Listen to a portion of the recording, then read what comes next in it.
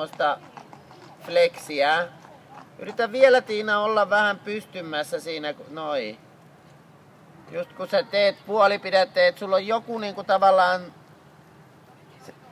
semmonen, että sä otat puolipidetteen niinku itses alle sillä lailla, että sä et niinku makaa edessä. Että se on joku, mihin se hevonen tulee takaisin ja se on se sun tasapaino.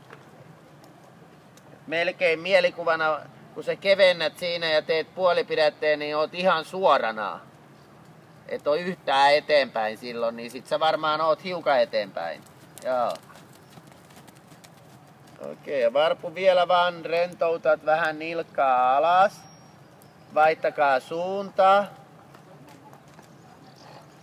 Sitten siinä voi Maria vielä silläkin leikkiä sen lisäksi, että sitä taivuttelee, niin välillä niinku ratsastaa vähän korkeammassa ja välillä vähän matalammassa kaulassa. Niin että se kaula on sivusuuntaan enemmän semmonen fleksi ja sitten se on myöskin niinku alas ylös suuntaan fleksi, että se ei ole niin jäykkä.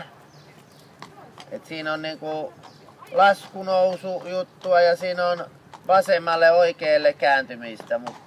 Mutta niinku muistat, että jos sä käännät sitä oikealle kaulaa, niin sun täytyy antaa vasemmalta periksi se määrä, minkä sä käännät kaulaa. Jos sä et anna periksi, niin sittenhän se jäykistyy. Ja varpu yrität saada, noin Tiina, se on paremmin. Melkein saat ajatella Tiina, että et yhtään kallistu eteenpäin kevennyksessä, oot suorana. Varpulla on aika hyvä rytmi, yrität vielä varpu vaikka vähän useammin antaa oikealla ohjalla pienen peräannon.